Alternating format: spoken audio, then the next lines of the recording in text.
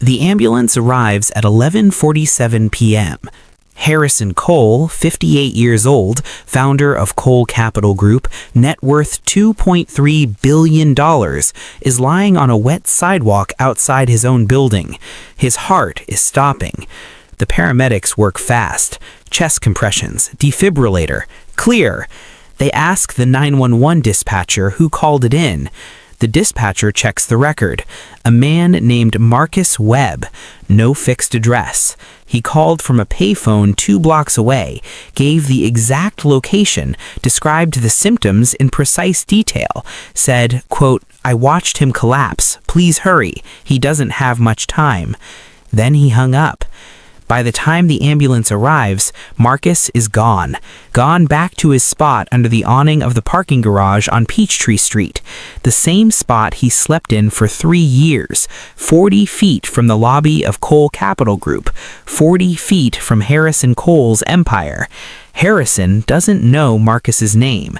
He's walked past him 1,200 times and never learned it. This is the story of what happens when the person you ignored most becomes the only reason you're still alive. Harrison Cole was not born rich. He grew up in Macon, Georgia, middle class. Father worked at a textile plant. Mother taught 4th grade. 2-bedroom house on a corner lot with a chain link fence. Harrison was the kind of kid who noticed numbers, not in a prodigy way, in a practical, compulsive way. He counted change before the cashier finished. He tracked his baseball card collection in a notebook organized by value. At 14, he started mowing lawns and saved every dollar in a cigar box under his bed. He got a partial scholarship to Georgia State, studied finance, worked 2 jobs, graduated with a 3.8 GPA and $11,000 in savings. He started Cole Capital in 1994, small office, 1 employee, himself. He identified undervalued mid-market companies, acquired them, restructured them, sold them at a profit. The first deal made him $40,000. The second made him $180,000. By 2001, Cole Capital was managing $80 million in assets. By 2010, $600 million. By 2024, $2.3 billion. He moved the company into the Cole Capital headquarters in Buckhead in 2015, 22-story building, glass and steel, his name on the side in letters 3 feet tall. He drives a black Range Rover, same route every morning, Peachtree Street, left on West Paces Ferry, into the executive parking garage. He arrives at 7:15 a.m., leaves at 8:30 p.m. He's been doing this for 9 years. He has never once been late. By 2024, Harrison is also divorced. His wife Sandra left in 2019 after 24 years of marriage. She told her sister, "Loving Harrison is like trying to hug a building. You can put your arms around it, but it doesn't hug back." His daughter Ellie, 31, lives in Portland, calls twice a month, comes home for Christmas, but never stays more than 3 days. His son Daniel, 28, works at the Austin office of Cole Capital. Their relationship is professional. Emails, quarterly calls, dinner twice a year. Daniel once said in a therapy session that his father doesn't see people. He sees assets and liabilities. Harrison heard about the comments secondhand. He didn't disagree. He has a personal assistant named Priya, 34, who has worked for him for 7 years. He has never once asked about her family. He has a driver named Carl, 61, who has driven him for 4 years. He does not know Carl's last name. He is not cruel, he is not mean, he does not yell or belittle.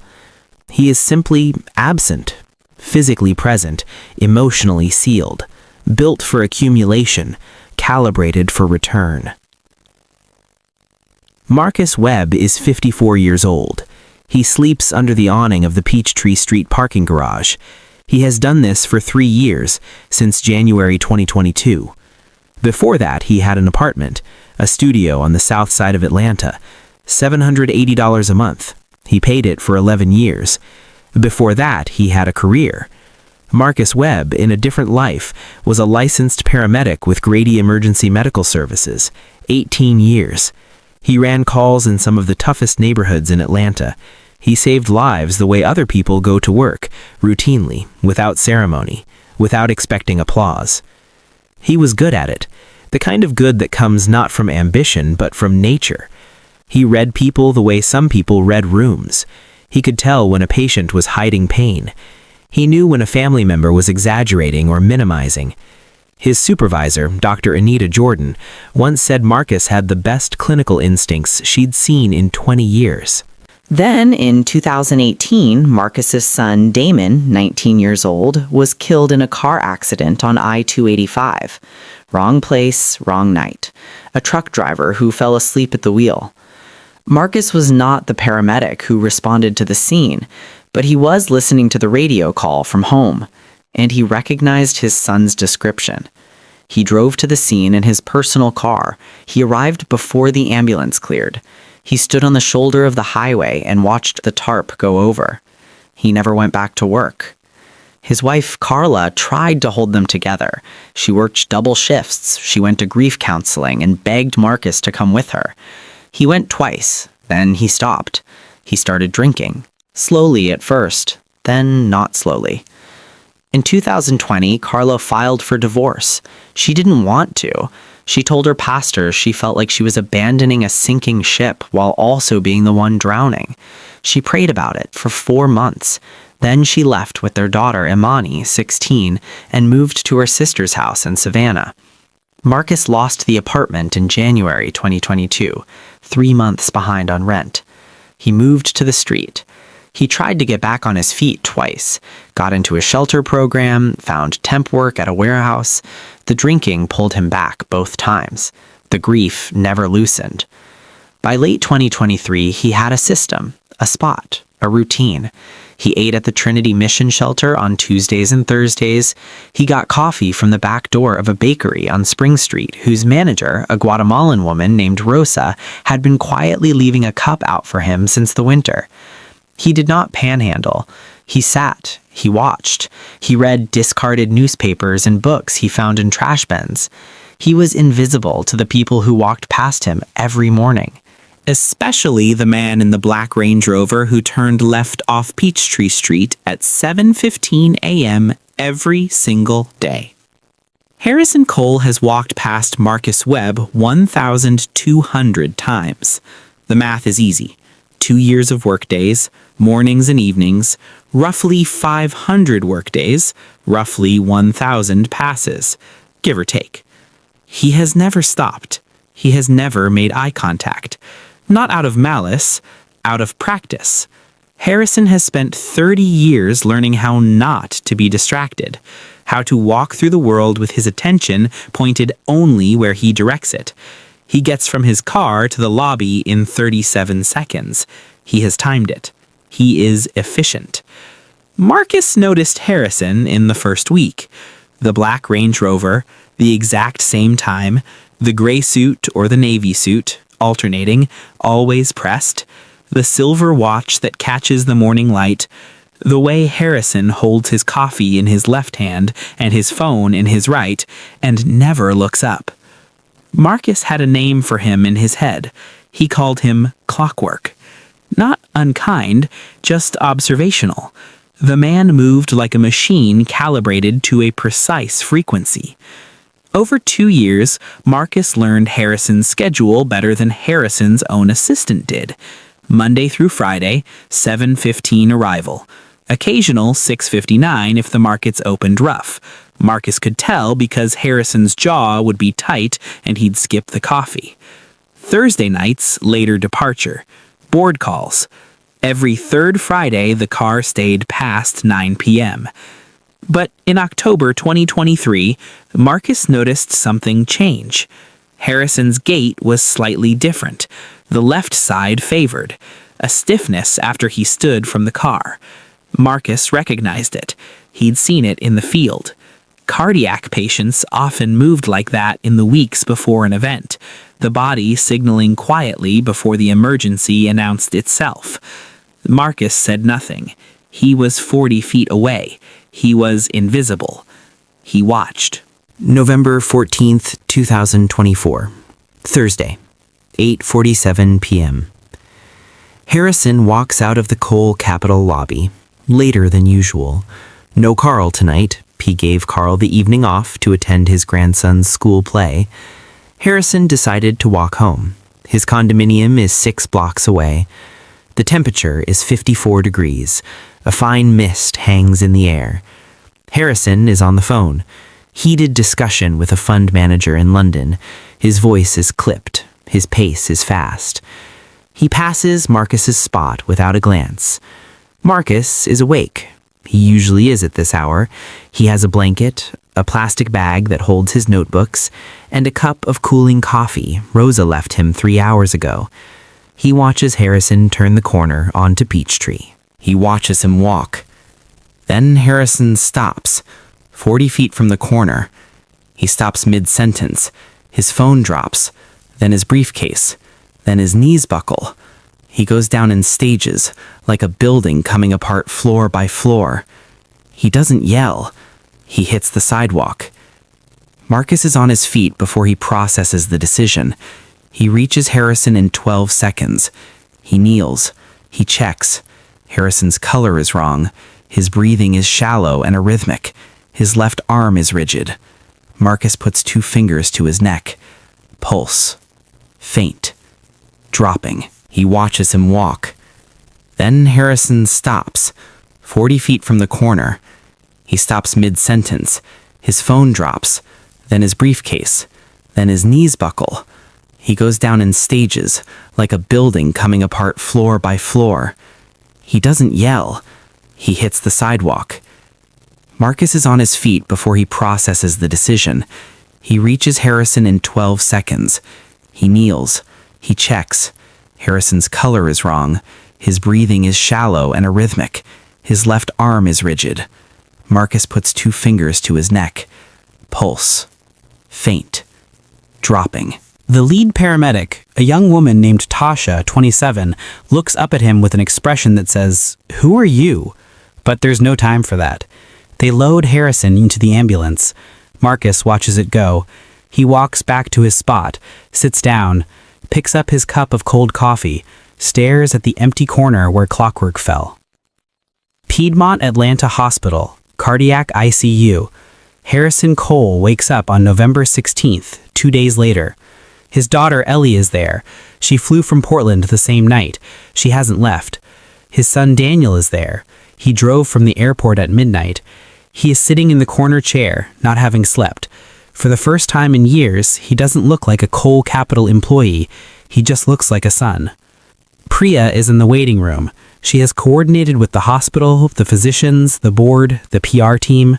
She has not eaten since yesterday afternoon. Carl is in the parking lot.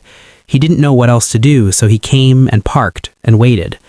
Harrison's cardiologist, Dr. Osei, comes in at 10 a.m. "You had a massive cardiac event, STEMI, ST elevation myocardial infarction. The blockage was severe." He pauses. "You were lucky, extremely lucky. The person who found you administered compressions for 4 minutes before paramedics arrived. They kept you viable." Harrison's voice is a raw whisper. "Who?" Dr. Osei checks the chart. The 911 record shows the call came from a payphone. Name given was Marcus Webb. He's not in our system. The paramedics on scene said he was present when they arrived, gave a complete clinical assessment, and then left. Ellie squeezes Harrison's hand. "Dad, do you know who that is?" Harrison stares at the ceiling. He thinks about his route, his building, the parking garage awning, the man he has walked past for 2 years. "No," he says quietly. Then, "I think I do." Harrison is discharged after 8 days.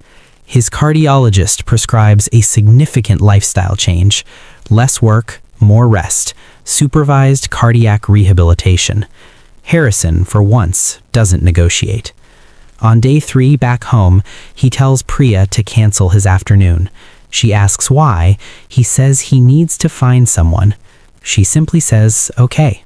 Harrison walks to Peachtree Street, still moving carefully. The stent is new. His body feels strange, like a car that's been in an accident and gone through the shop, technically repaired but aware of itself in a new way. He reaches the parking garage, the awning. There is a man there, a blanket, a plastic bag, a cup. He is reading, a paperback book, cover creased, pages soft from multiple readings. Harrison stops. He has walked past this spot 1,200 times. He stands now and actually looks.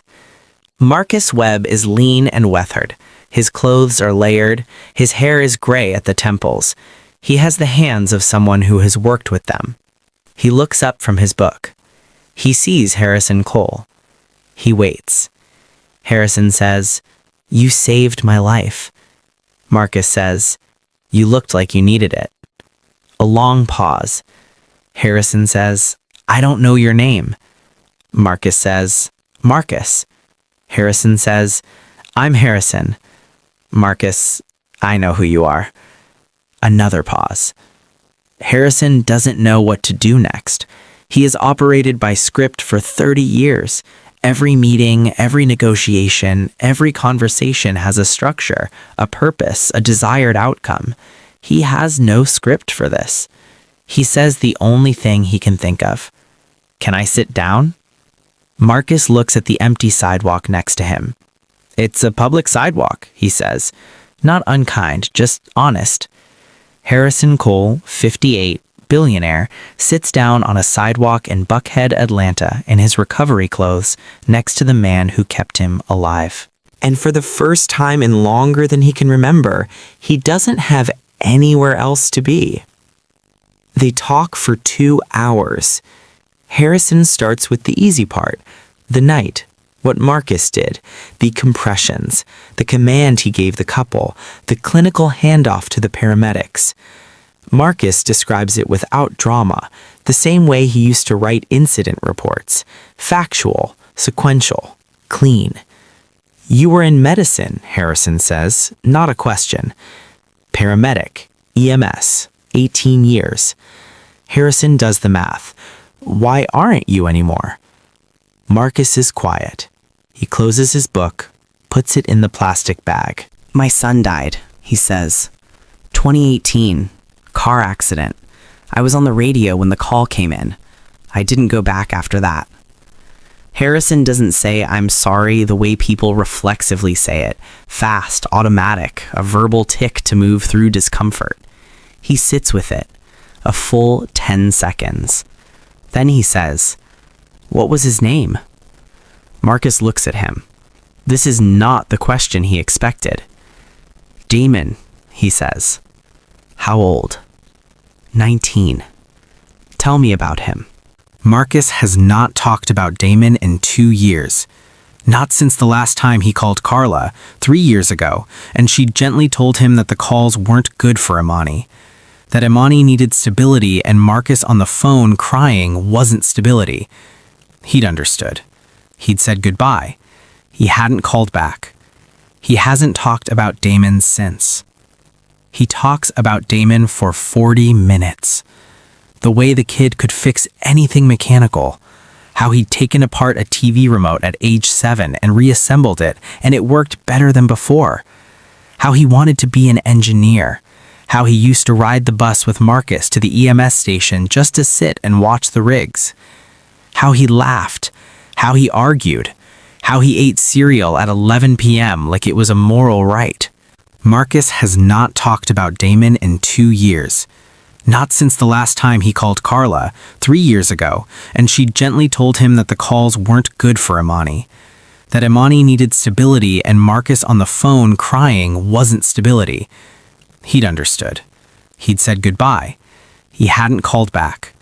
He hasn't talked about Damon since. He talks about Damon for 40 minutes. The way the kid could fix anything mechanical.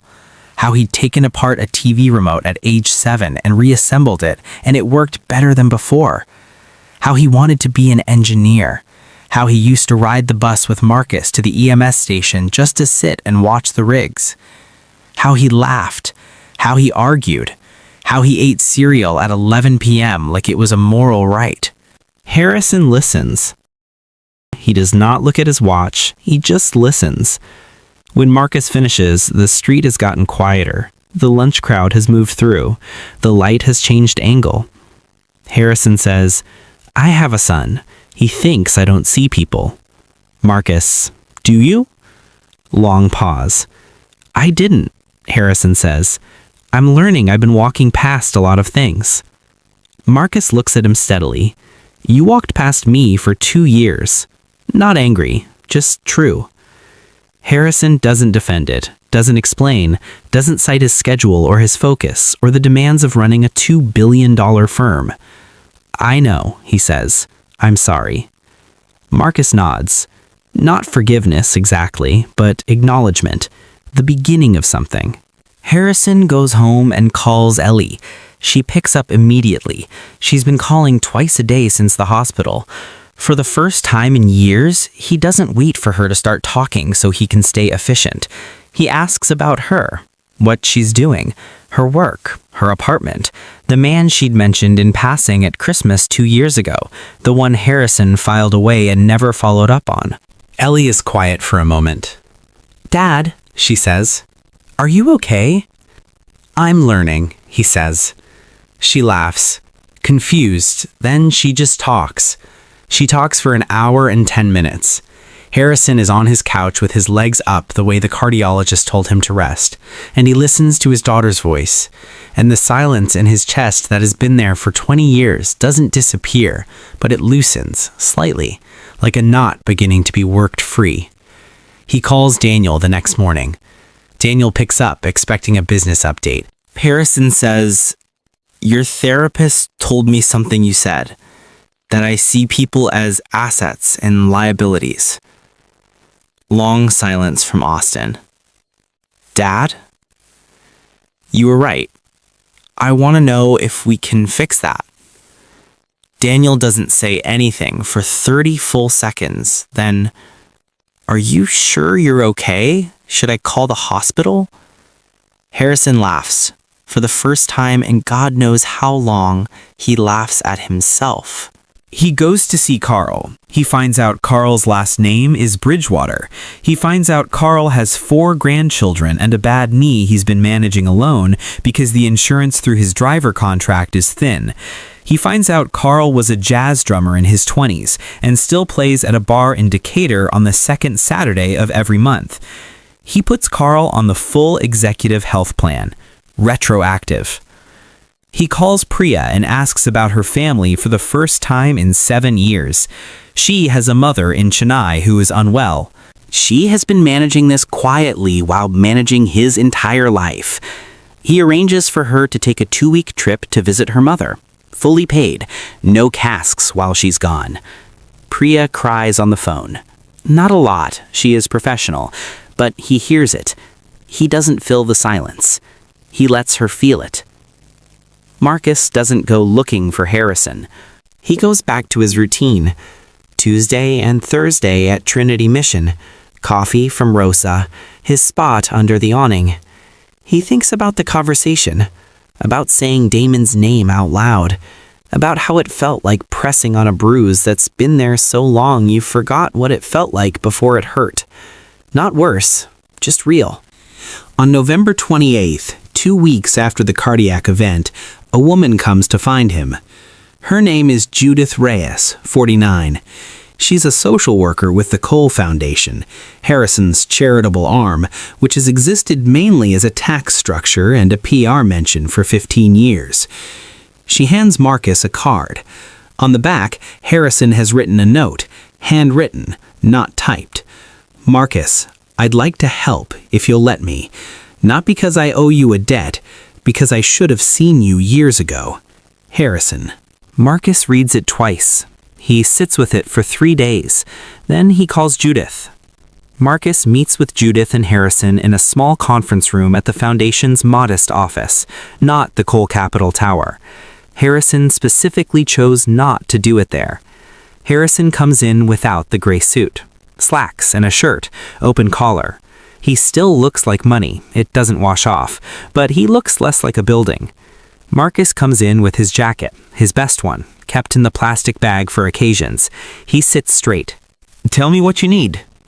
"I don't need charity." "I'm not offering charity. I'm asking what you need." "The difference matters." Marcus weighs it. "I need to get sober. I've tried twice. Didn't hold. The holding part is what breaks." "What's the holding part?" "Having something to hold for." Silence. Judith takes notes. Harrison says, "What else?" Marcus, "I was a licensed paramedic." "My license lapsed in 2020 when I stopped renewing. Relicensure is a process. I looked into it last year, stopped when I ran out of money for the coursework." Harrison, "What would it take?" Marcus runs the numbers from memory. The coursework fees, the recertification exam, the physical, the background check, the reapplication fee to the Georgia EMS Certification Board. $3,800 total, plus clean housing for the process, plus getting sober, which costs nothing and everything. Harrison looks at Judith. She nods. He looks back at Marcus. "We can do that. Not as a gift, as an investment. What I want in return is this. When you're back on your feet, come and talk to our board. Tell them what it took to fall and what it took to get back up. Because I have a board full of people like I used to be, and they need to hear from someone like you." Marcus looks at him for a long time. "That's a strange deal." "I'm a strange man," Harrison says. "I'm working on it." Marcus half smiles. The first time in a long time. "All right," he says. Marcus checks into the Atlanta Recovery Center on December 9th. Inpatient program, 28 days. He tells them about Damon on day 2, in group, out loud. It takes him 45 minutes to get through it. He stops 3 times. The counselor, a man named Terrence, lets him stop, lets him start again, doesn't rush it. When Marcus finishes, a woman across the circle named Brenda says, "Thank you for saying his name." Marcus nods. He goes to his room that night and sits on the edge of his bed and puts his face in his hands and lets himself feel the full weight of it, every ounce, without whiskey to soften the edges. It's the worst night of his adult life, and also, somehow, the most honest. Harrison visits Marcus on day 15. He brings nothing. No flowers, no gift basket, no gesture. He just comes. They sit in the common room, vending machine in the corner, industrial coffee smell. Harrison tells Marcus about Sandra, about how he treated his marriage like a portfolio holding he never fully reviewed, about how Ellie drew him a picture when she was 8 and he thanked her and put it on his desk, and when she came looking for it 3 years later, he had to admit he didn't know where it was. He'd found it last week, in a box in the storage unit, still there. He scanned it and sent it to Ellie. She texted back a single emoji, a yellow heart. Marcus listens to all of this. "You're doing the work," Marcus says. "Trying," Harrison says. "Trying is the work," Marcus says. "Nobody gets to skip the trying." Marcus completes the inpatient program on January 6th. He moves into transitional housing arranged through the Cole Foundation. Not a Harrison-funded apartment, but a slot in a legitimate Housing First program Marcus agreed to apply to. He does not live in luxury. He lives in a small room, shared common spaces, a curfew he follows, check-ins he attends. He starts the paramedic recertification coursework January 13th. Online modules evenings, lab hours on weekends. He studies with a focus that surprises his instructors. His clinical knowledge is not rusty. The frameworks are all there. The hands know what to do. His instructor, a man named Devonte, 42, asks during a simulation exercise, "Where'd you train?" "Grady, 18 years. Devonte stares at him. "You were at Grady?" 2000 to 2018. Devonte says carefully, "I started at Grady in 2014. They spend the break talking shop. The language comes back to Marcus like a first language after years abroad. It was always there. In February 2025, Harrison Cole announces a restructuring of the Cole Foundation. He brings in new leadership, hires 5 new program managers from social work and public health, commits $12 million over 3 years to Housing First, addiction recovery, and workforce reentry programs in Atlanta. He gives a statement. He does not use the words charity or giving back. He says, "We let people fall through gaps that are a function of design, not accident. We designed systems that protect wealth and make poverty structurally harder to escape. This foundation is going to spend the next 3 years trying to widen the gaps people can fall through on their way back up." The Atlanta Business Chronicle runs the story. Marcus Webb passes his Georgia EMS recertification examination on the first attempt. Score 91%. He receives his license on March 22nd. He stands in the parking lot of the testing center with the paper in his hands. He thinks about Damon. He doesn't call anyone immediately. He stands there for 10 minutes with the paper and the morning air and the grief and the steadiness and the quiet fact that he is still here. Then he calls Carla. She picks up. She's surprised. He says, "I got my license back." Silence. Then quietly, "Marcus." He says, "I know this doesn't fix anything. I'm not calling to fix anything. I just wanted you to know." Carla says, "Does Imani know you're doing better?" He says, "I didn't want to tell her until I was sure." Carla says, "She's 19 now. She'd want to know." He says, "Okay." He calls Imani that evening. She cries for the first 15 minutes. Then she starts asking questions, rapid fire, the way she used to ask questions about everything when she was small. He answers all of them. They talk for 3 hours. April 4th, 2025. Cole Foundation Board Meeting.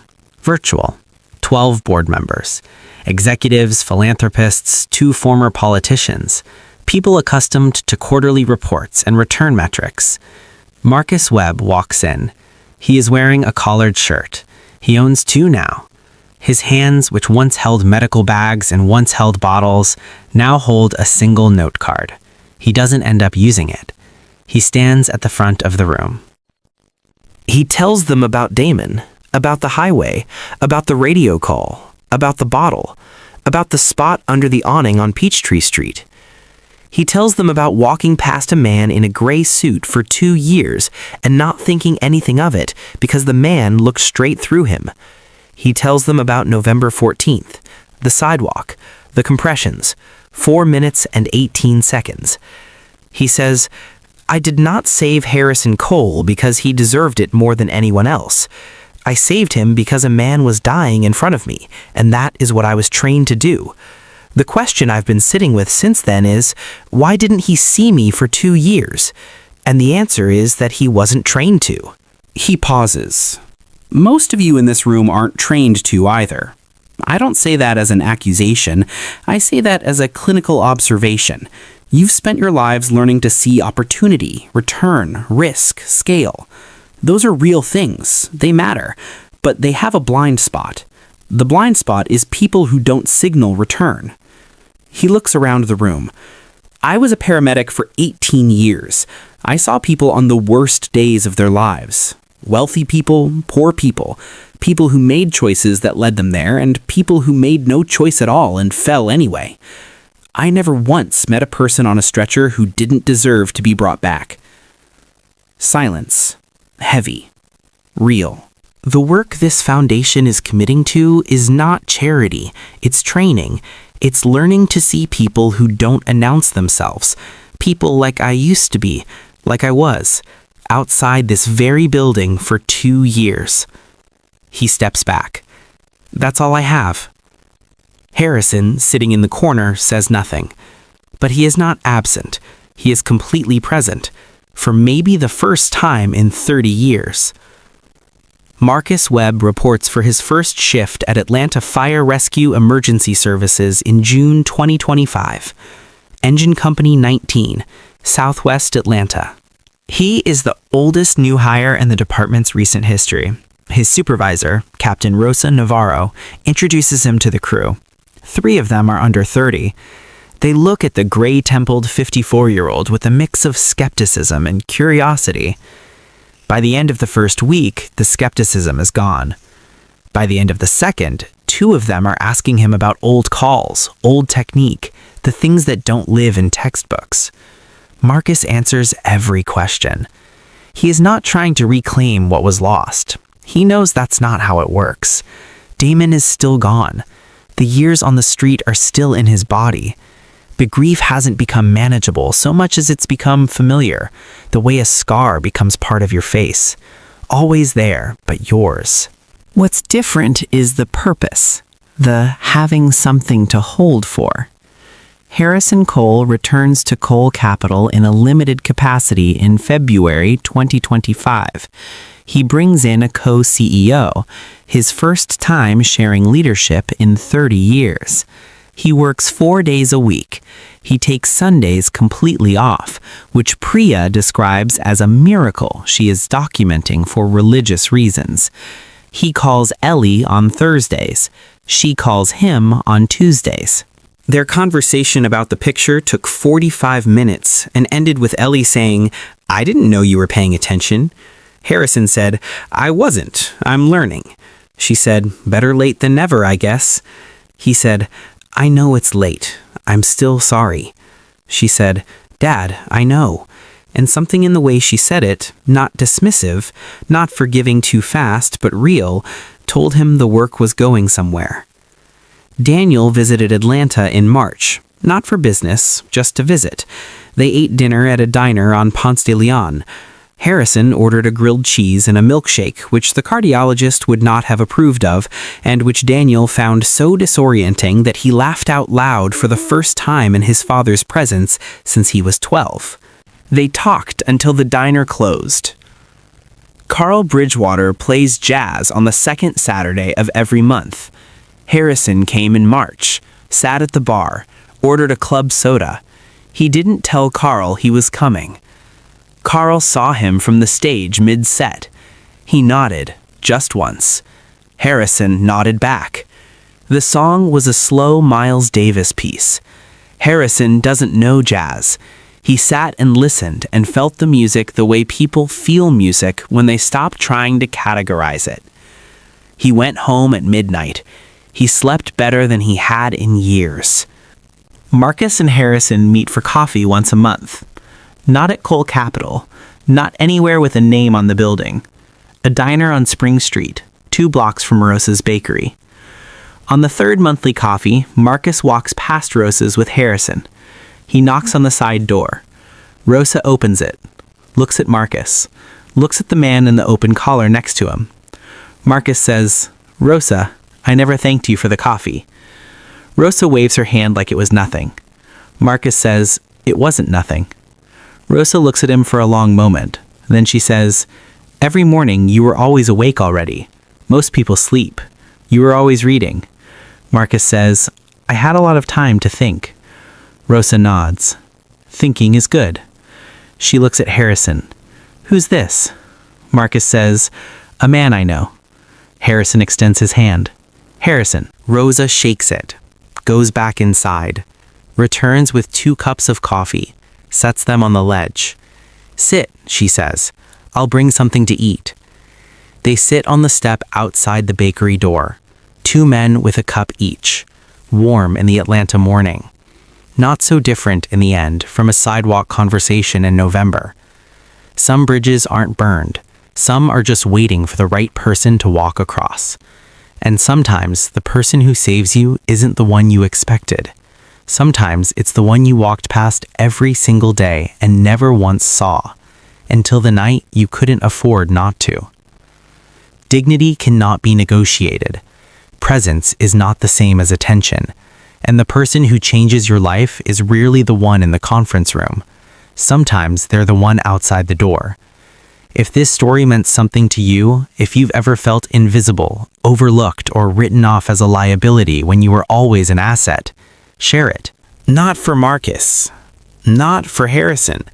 For whoever in your life is sitting 40 feet away, waiting to be seen. Subscribe to my channel. There are more stories like this, and they all deserve to be told. Thank you for listening.